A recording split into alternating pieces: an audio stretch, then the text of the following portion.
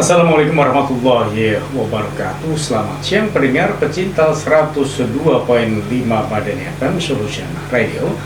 Kembali saya Kamal Surya sapa Anda di program siar bincang-bincang sehat ya Madani FM bersama Rumah Sakit Aisyah Bojonegoro. Kali ini hadir narasumber kita Mbak Ida Puspitasari ya, SKF perawat ruang anak Rumah Sakit Aisyah Bojonegoro.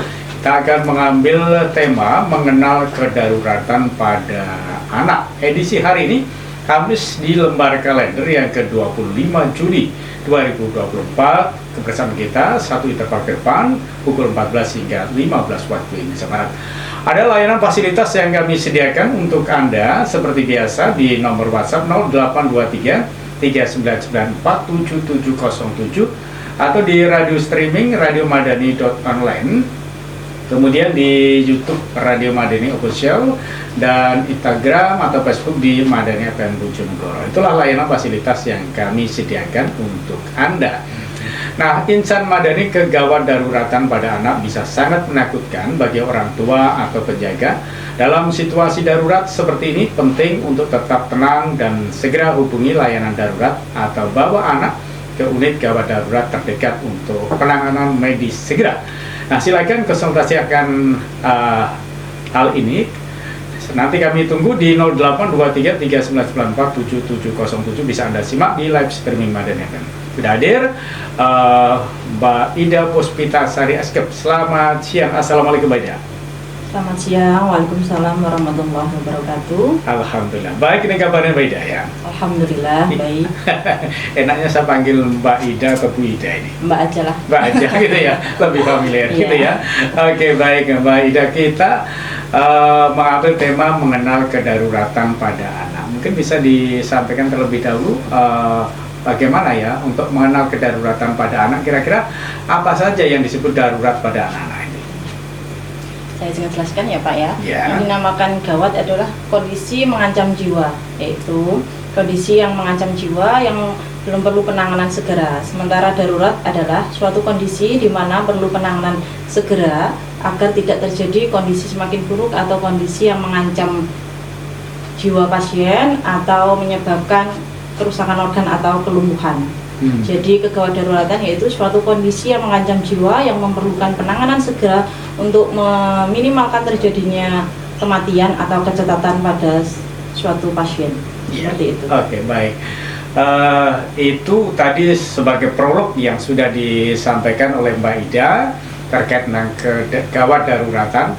Nah, beliau ini adalah bagian perawat ya di ruang anak gitu ya. Oke, mungkin sebelum kita jauh berbicara tentang kedaruratan, kira-kira di Rumah Sakit Aisyah sendiri ini bagaimana ya fasilitas dan perlengkapan yang tersedia di ruang perawatan anak di Rumah Sakit Aisyah Bojonegoro ini seperti apa nih? Di ruang anak ada banyak ruangan ya Pak ya. Fasilitasnya mulai dari ruang HCU. Ruang HCU itu ruang observasi yang digunakan untuk pasien yang mengalami kondisi gawat darurat, biasanya masuk di ruang HCU. Ketika dia sudah di ruang HCU, sudah mengalami stabil kondisinya pasien, sudah memungkinkan untuk pindah ruang, kita pindah ke kamar biasa. Di kamar biasa pun di situ banyak kelas, dari mulai kelas 1, kelas 2, kelas 3, VIP sampai dengan VVIP. Dan dengan fasilitas penunjang lainnya untuk di ruang HCU banyak fasilitasnya. Di sana kita punya infus pump, siring pump, terus peralatan-peralatan medis lainnya yang menunjang untuk kesembuhan pasien seperti itu Pak. Oke, itu fasilitas yang ada ya. Kira-kira apakah ada kebijakan khusus atau aturan yang perlu diketahui pasien ya saat anak dirawat di ruang anak Rumah Sakit Aisyah itu? Apakah ada kebijakan khusus gitu? Kadang kan ada keluarga pasien tidak bisa menunggui gitu ya. Apakah ada batasan-batasannya gitu? Ada. Dari ruang anak kami sendiri ada batasan tersendiri untuk pasien yang dirawat di ruang HCU atau ruang observasi, atau HCU itu kepanjangan dari High Care Unit. Ruang observasi untuk anak-anak, di situ keluarga pasien masih boleh menunggui karena di situ kan masih anak-anak, misalnya cenderung masih mencari ibunya.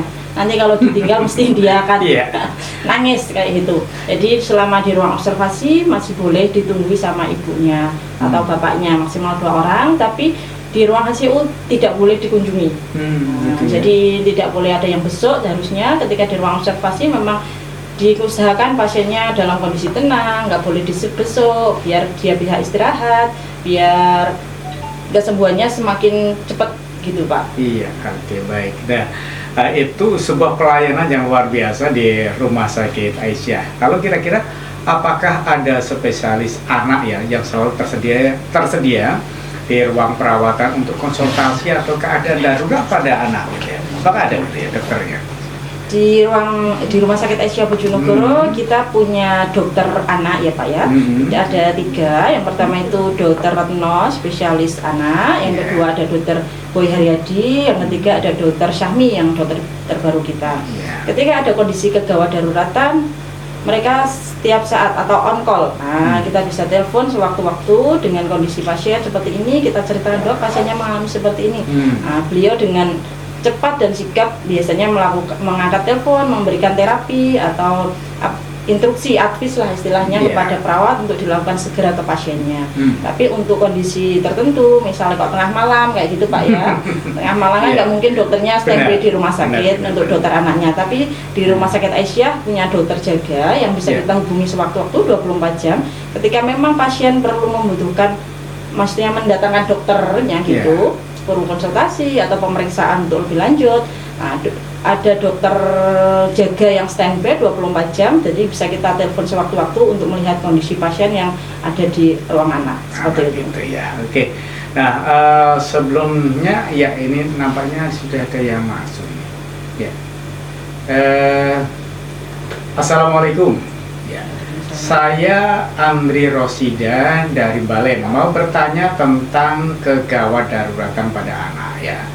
Ini pertanyaan begini ya. Ada 2 ini pertanyaannya.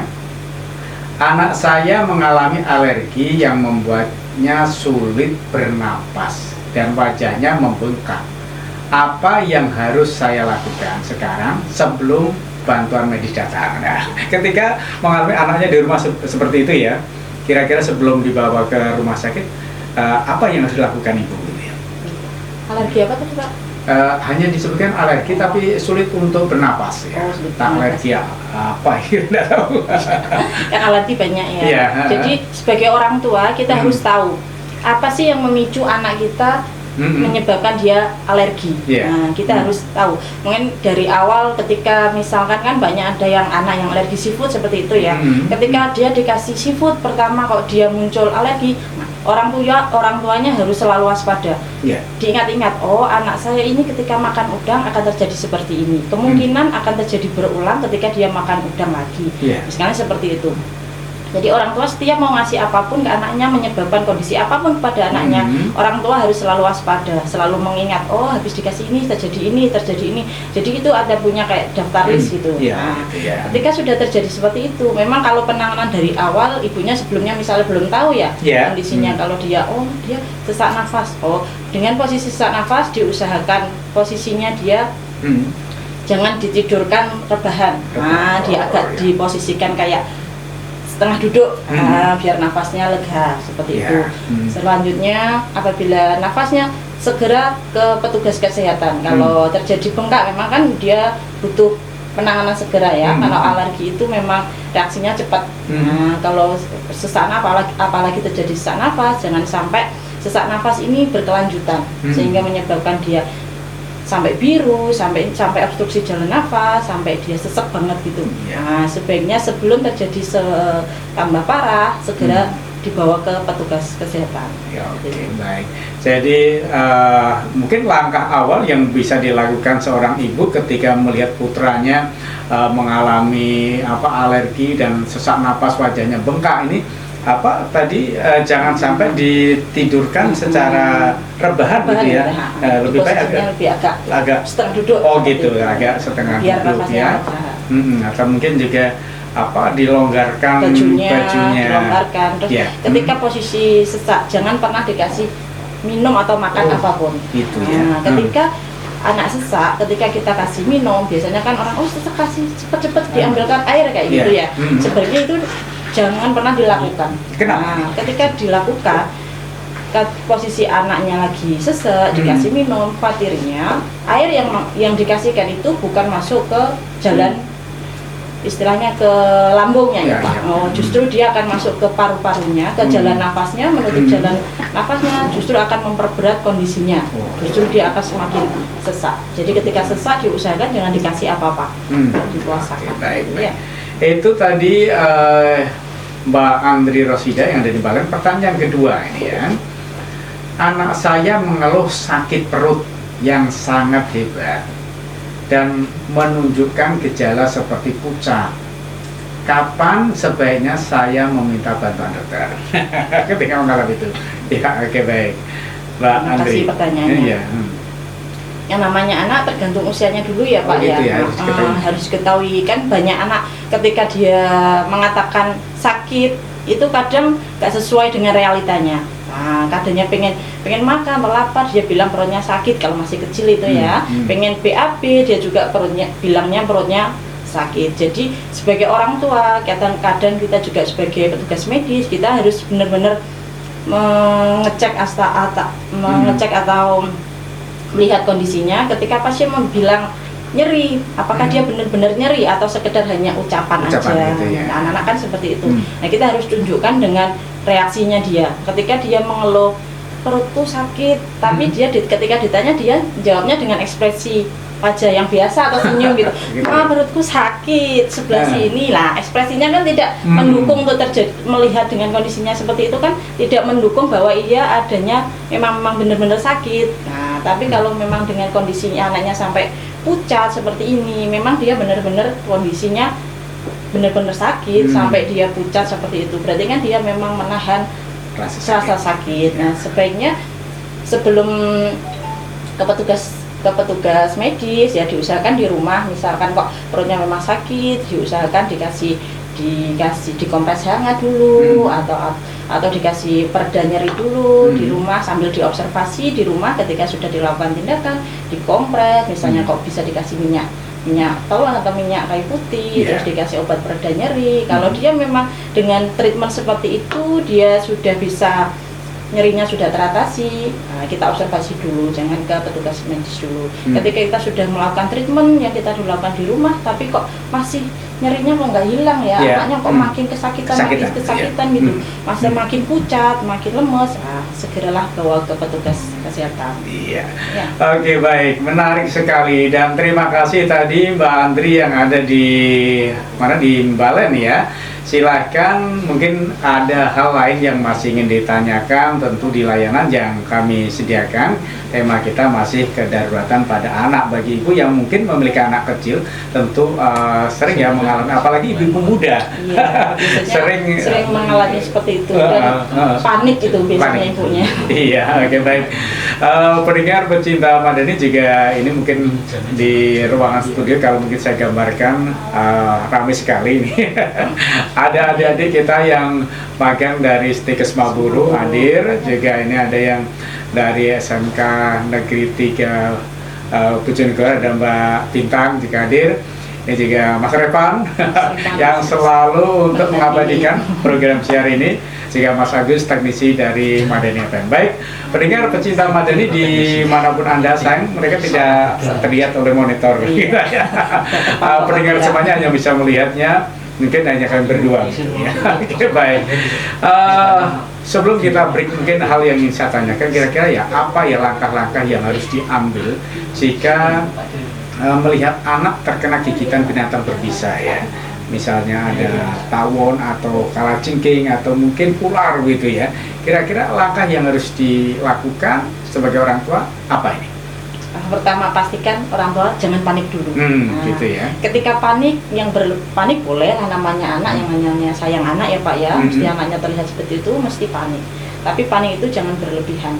Ketika panik berlebihan, kita justru tidak bisa berpikir jernih. Apa yang harus kita lakukan terhadap anak kita?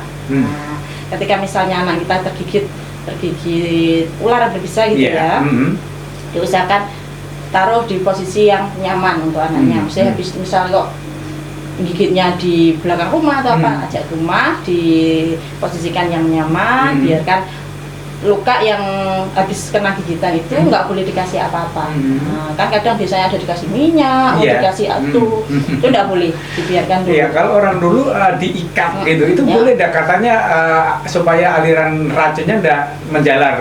Itu sebenarnya benar apa ada secara medis? Tidak boleh seperti itu, karena semakin diikat semakin kenceng, justru aliran darah yang akan tidak bisa lancar, tersumbat juga. Nah, jadi posisikan memang tujuannya memang dia biar nggak mengalir itu diusahakan dia jangan banyak gerak, istilahnya seperti itu, nggak boleh gerak kemana-mana, biarkan posisi yang digigit itu istirahat, jangan terlalu gerak. Setelah itu dibersihkan, dikompres dengan kayak istilahnya kasa gitu ya Pak, dibersihkan, ditutup. Habis itu setelah ditutup dibawa ke petugas kesehatan. Soalnya kan kita belum tahu ya itu apakah ularnya itu termasuk ular berbisa atau enggak. Ketika kita sudah masuk di rumah sakit, meskipun itu kondisinya kita nggak tahu itu apakah dia berbisa atau enggak. Nah, di rumah sakit kan ada obat yang namanya sabu. Nah, ini bukan sabu-sabu ya, sabu. Namanya panjangannya serum anti bisa ular.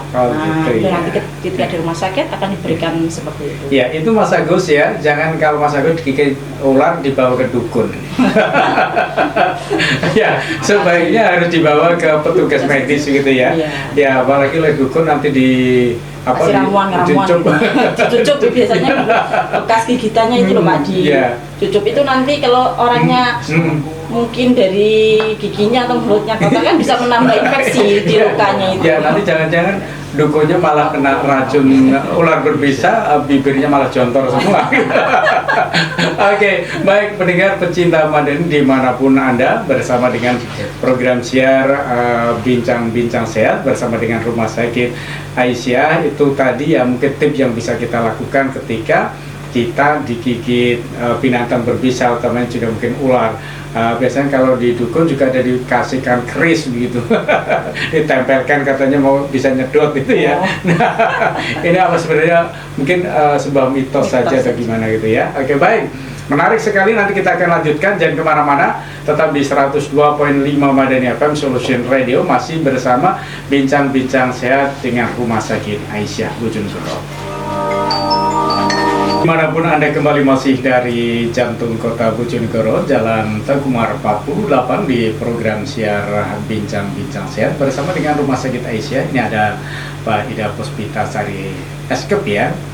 Beliau ini perawat ruang anak di Rumah Sakit Aisyah. Nah, ini kaitannya dengan anak, dan bagi Anda ibu-ibu muda tentu perbincangan kita sangat apa ya, pas begitu, karena mungkin Anda baru punya anak pertama itu sering mengalami hal-hal yang aneh dan belum pernah Anda alami sebelumnya begitu ya.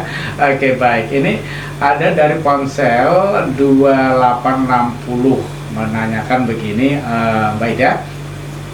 Ketika anak mengalami demam tinggi yang tidak merespon obat demam, tidak merespon obat demam biasa gitu ya maksudnya, kapan saya harus segera membawanya ke unit gawat darurat gitu ya? Oke. Terima kasih atas pertanyaannya. Yang perlu kita ingat di sini bahwa demam itu bukan sebuah penyakit ya Pak ya. Oh gitu ya. Demam itu adalah respon tubuh atau sistem kekebalan tubuh kita untuk melawan sebuah penyakit. Untuk melawan sebuah penyakit. Jadi ketika anak kita demam, yang harus kita lakukan pertama, selain ngasih obat panas biasa atau obat panas yang bisa diberikan, treatment lain yang harus kita lakukan yaitu pertama, jangan memakaikan pakaian tebal terhadap anak. Nah, kadang kan orang dulu gitu ya mitosnya, kasih baju yang tebal biar dia keringetan, biar keluar keringatnya. Justru dia bukan membuat panasnya turun, justru akan membuat anak tidak nyaman karena dia berkeringat. Nah, yang kedua, tidak boleh diselimuti. Kadang ketika anak demam atau kita demam itu malah selimutan yang tebal gitu. Nah, itu nggak boleh juga dilakukan karena panas yang ada di dalam tubuhnya tidak bisa keluar atau tidak bisa muat seperti itu. Nah, selanjutnya habis itu pastikan anak dikasih minum yang cukup. Nah, misalnya masih kecil ya dikasih ASI atau susu botol seperti itu. Karena setiap kenaikan 1 derajat Celcius suhu tubuh, suhu tubuh normalnya kan 36 sampai 37,5 gitu ya Pak. Ketika dia naik misalnya sampai 39 atau 34 sampai 40, nah, tubuhnya membutuhkan cairan yang lebih banyak. Karena setiap kenaikan 1 derajat Celcius panas tubuh membutuhkan 12% cairan. Nah, justru harus dikasih minum yang banyak. Terus selain itu, yang umum di masyarakat sekarang itu kalau panas nggak boleh mandi. Nah, biasanya kadang panas sampai 4 hari gitu di rumah yang tidak dimandikan. Nah, kenapa nggak dimandikan? Bunda kata Mbak nggak boleh mandi kalau panas. Nah, itu mitos yang salah, itu hoax namanya. Ya, gitu ketika anak panas boleh mandi. Nah, tapi dengan posisi airnya hangat seperti itu. Ketika masih panasnya tinggi atau menggigil ya jangan dimandikan dulu, nanti nek wis agak turun harus tetap dimandikan. Jadi posisi anak panas itu harus tetap dimandikan, jangan sampai dia nggak mandi, justru malah kumannya nempel berapa hari di situ. Ya, terlalu kapan ya harus dibawa ke unit gawat darurat itu dalam kondisi seperti apa? Kondisi misalkan dia masih panas hari pertama gitu ya, baru hari pertama dia masih panas tinggi gitu. Selama dia inteknya itu misalnya minumnya masih banyak, dia pipisnya juga banyak, tidak ada tanda-tanda dehidrasi, untuk sementara diobservasi di rumah dulu. Jadi perlu dibawa ke unit gawat darurat dulu. Apabila panas yang tinggi sampai 40 atau pemicu terjadinya kejang, itu yang segera harus dibawa ke rumah sakit. Nah, apabila terjadi tanda-tanda dehidrasi yang seperti saya sebutkan itu, segera bawa ke rumah sakit. Tapi selama dia masih panas di rumah, dia nggak mempan meskipun dengan obat panas, tapi masih mau minum, pipisnya masih banyak, anaknya masih aktif, sementara diobservasi di rumah dulu. Oke, baik. Nah, ini kelanjutan pertanyaannya. Oh, ini ternyata Mas Ari di Balen. Wah, banyak yang dari Balen. Ya, jangan-jangan tahu penyanyinya dari Balen gitu. Tetangga sendiri. Oh gitu. Iya, oke, baik. Nah, ketika anak mengalami kejang untuk pertama kalinya, apa langkah pertolongan pertama yang sebaiknya saya lakukan? Nah, kadang kita juga sering ya mengalami tahu-tahu anaknya kejang gitu, panik begitu ketika kejang ya. Seperti saya dulu pernah punya anak usia 1-2 tahun itu sering kejang gitu ya. Yang pertama pastikan orang tuanya jangan terlalu panik seperti saya sebutkan tadi. Ketika panik sudah pikirannya itu kemana-mana, nggak bisa fokus menangani anaknya.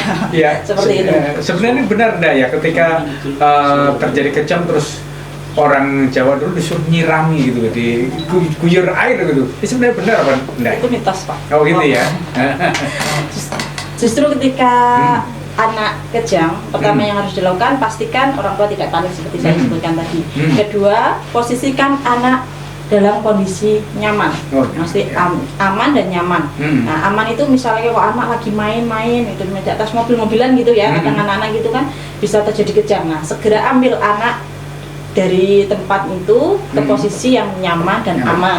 Nah, biar tidak cedera. Misalnya kalau di atas meja atau apa kejang, ambil segera. Biar tidak terjadi cedera, misalnya jatuh dari meja, justru tambah lebih bahaya. Gitu ya. Yang ketiga, longgarkan pakaiannya semua. Nah, yang keempat, pastikan jangan dikasih apapun ke mulut. Biasanya kan orang tua dulu nih anak kejang khawatir lidahnya tergigit, dikasih tangan orang tuanya. Nah, justru itu malah bahaya bagi orang tuanya ketika dia posisi. Pengalaman istri saya begitu, hanya berdarah. Nah, gitu. Biasanya yang terjadi seperti itu. Ketika anaknya kejang, orang tuanya cepat-cepat ngasih tangannya ke mulutnya biar lidahnya tidak tergigit, tapi tangannya orang tuanya yang tergigit sampai berdarah. Nah, seperti itu sebenarnya itu tidak boleh. Jangan ngasih benda apapun ke mulutnya. Kecuali misalkan kok ada di sekelilingnya, misalnya kayak pas ibunya pakai jilbab kayak gini ya, boleh dikasih ganjalan untuk mencegah terjadinya cedera pada lidahnya anak, itu boleh. Terus seperti saya sampaikan tadi, ketika anak kejang, pastikan jangan dikasih minum. Nah, jangan dikasih minum ataupun makan apapun. Ketika kondisi kejang, sistem organ-organ tubuhnya bermasalah. Nah, khawatirnya nanti ketika dia kejang dikasih minum, dia malah tersedak masuk pernafasannya, justru dia akan memperburuk karena dia tidak bisa bernafas. Seperti itu. Ya, itu tadi Mas atau Pak Ari ya yang ada di Balen. 2 pertanyaan sudah dijawab dengan tuntas ya.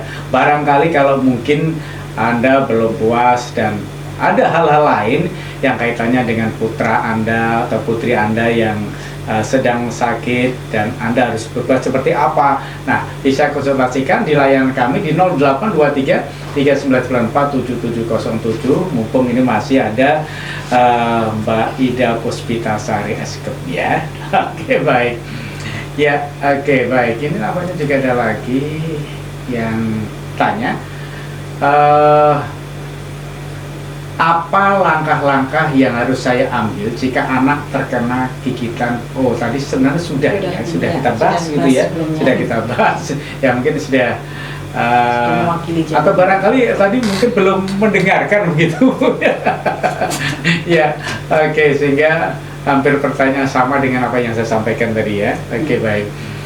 Terus yang kedua, bagaimana cara mengetahui apakah anak mengalami shock dan apa yang harus saya lakukan dalam situasi tersebut ya, untuk mengetahui anaknya itu shock dengan sesuatu, misalnya ada bayangan hantu atau shock ketika mereka sedang ada petasan dor gitu ya. Mungkin di sini yang dikatakan shock, ibunya pertanyaan ini bukan shock seperti itu, Pak. Oh gitu ya. Shock itu kondisi pasiennya yang sangat kritis seperti itu. Oh gitu maksudnya.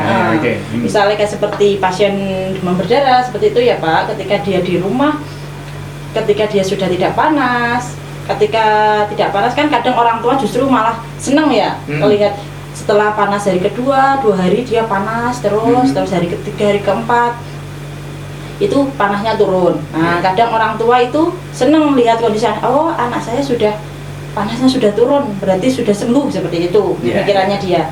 Justru ketika pasien dengan DB atau terjadi suhu tubuhnya yang turun di bawah normal, terus dengan diikuti dengan tanda-tanda lain seperti kok pipisnya sedikit, terus minumnya malas, dia banyak cenderung tidur, tambah lemes kayak gitu, nggak bisa diajak komunikasi, cenderung tidur, terus kaki tangannya dingin atau pucat seperti itu. Nah itu justru tambah bahaya. Nah itu yang dikatakan shock, tanda-tanda shock seperti itu.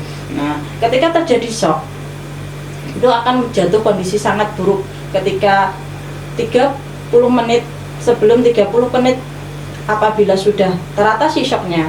Misalkan kok seperti yang saya sebutkan tanda-tanda seperti itu ya Pak, seperti keluar pipisnya sedikit, akralnya dingin, kaki tangannya dingin, pucat, anaknya tambah lemes, segera ke petugas kesehatan, segera dibawa ke petugas kesehatan karena dia sudah jatuh ke kondisi yang shock, butuh penanganan segera. Nah, ketika shocknya itu segera teratasi, misalnya 30 menit, ketika shock itu sebelum 30 menit sudah teratasi, dia akan menekan 60% dari angka kematian pada anak. Justru ketika dia sudah lebih dari 30 menit kok shocknya belum teratasi, misalnya kalau sampai di rumah berapa jam gitu dibiarkan, oh kaki tangannya dingin sudah mulai tadi malam. Nah ketika dibawa ke rumah sakit itu justru kondisi yang sangat kritis. Nah itu justru akan meningkatkan 60% angka kematian pada anak. Oke, luar biasa.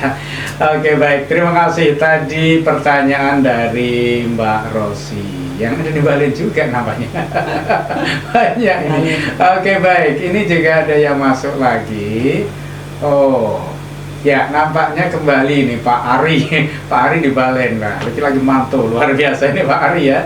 Oke, mungkin ada masalah-masalah yang ingin disampaikan. Ini banyak kasus juga tiba-tiba anak panas separuh, mulai perut ke bawah panas, tapi perut ke atas itu dingin. Ini apa benar yang kata orang dulu itu kaget minta dipijatkan begitu? Mas Ari ya, Mas Ari. Oke. Kalau dulu anak ada panas paruh terus tidak ke puskesmas atau ke tim medis, tapi dipijit gitu ya, pijit urut. Ya.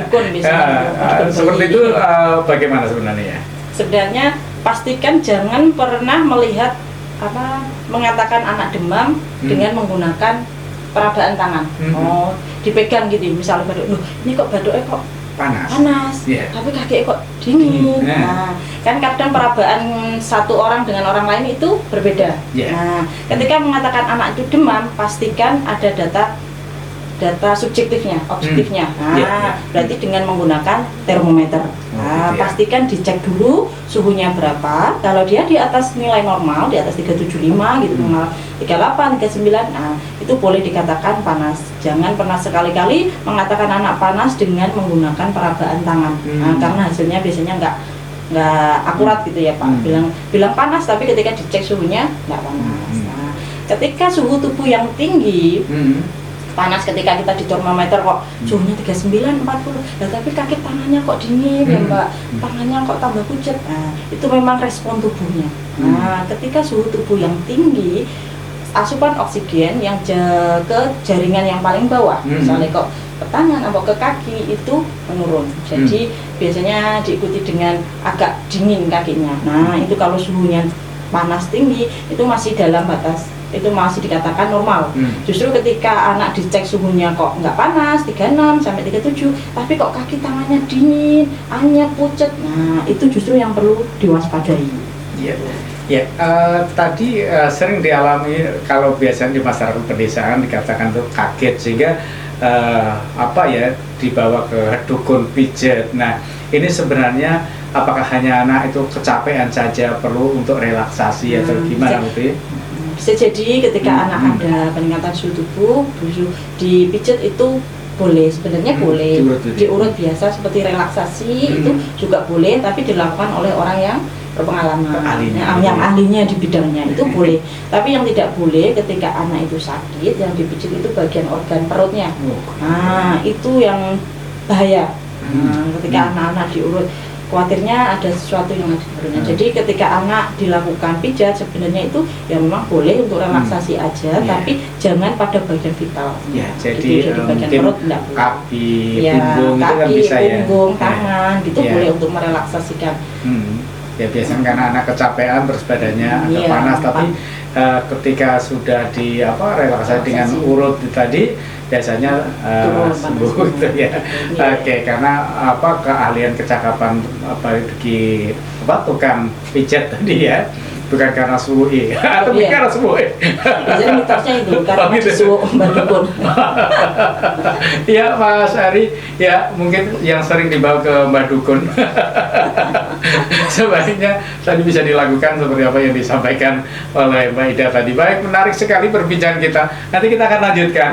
Jangan kemana-mana, kita break dulu untuk menikmati pesan-pesan berikut ini. Tetap di 102.5 Madani FM Solution Radio.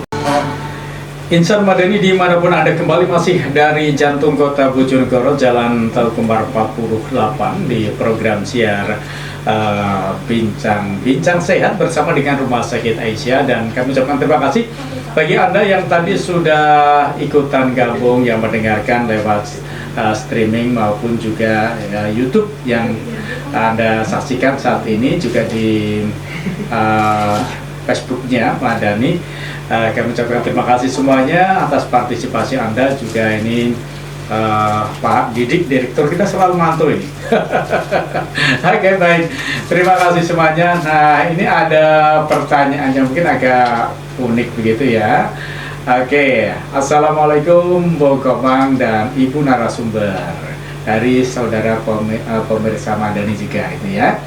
Nah, saya Pak Sudarso di Blora. Halo, apa kabar? Terima kasih Pak Sudarso di Blora. Ini juga saya masih menunggu sebenarnya untuk Pak Nur ya, yang ada di Jepara ini, selalu aktif mengikuti program siar ini.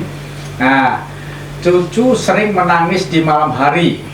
Kalau kata orang-orang malah diganggu makhluk goib ya. Ada makhluk gaib ya. Oke, nah alhamdulillah hari ini narasumber dari rumah sakit. Kira-kira apa penyebab anak-anak menangis di malam hari yang sering terjadi dan bagaimana mendeteksi sakit anak, padahal kebutuhan anak ASI popok sudah diberikan. Terima kasih Bu Komang. Ya, oke, baik. Kayak mungkin atau nangisnya karena lapar gitu. Ya. Sudah disebutkan tadi kalau ASINya sudah diberikan. Gitu ya. Gitu ya. Apa benar ada makhluk gaib? Nah, saya juga belum berkenalan dengan makhluk gaibnya itu. Iya. Oke, baik. Ini mungkin kenapa dia ketika malam hari dia cenderung menangis gitu ya.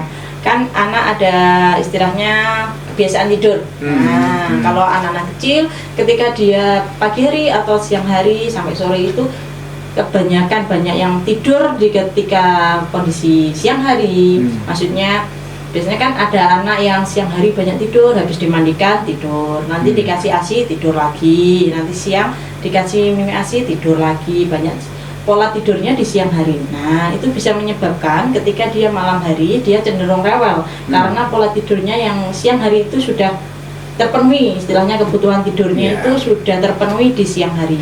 Nah, jadi di malam hari anaknya biasanya cenderung rewel, susah tidur karena istilahnya tidurnya wis tanek di siang hari. Nah, jadi malamnya susah untuk diajak tidur. Atau bisa jadi kalau anak-anak sering nangis di malam hari itu atau ASI-nya atau minumnya yang kurang. Kadang ketika anak itu dikasih ASI, nah kita kan nggak bisa mengetahui ya berapa jumlah ASI yang sudah dihisap sama anak gitu ya Pak ya, misalnya apakah dia sudah kenyang atau belum. Ketika memang ASI-nya lancar banyak, biasanya memang kenyang, tapi biasanya kan ada juga yang sudah ASI-nya sudah nggak, keluarnya sudah nggak begitu lancar, nah cuma sedikit. Nah, jadi memang kelihatannya dia sudah minum ASI karena sudah nenen terus gitu ya Pak, nenen terus kok masih nangis, tapi produksi ASINya yang cuma sedikit. Nah, jadi membuat dia itu banyak ngenyot, tapi yang dikenyot itu enggak ada, istilahnya ASINya yang keluar itu cuma sedikit, sehingga dia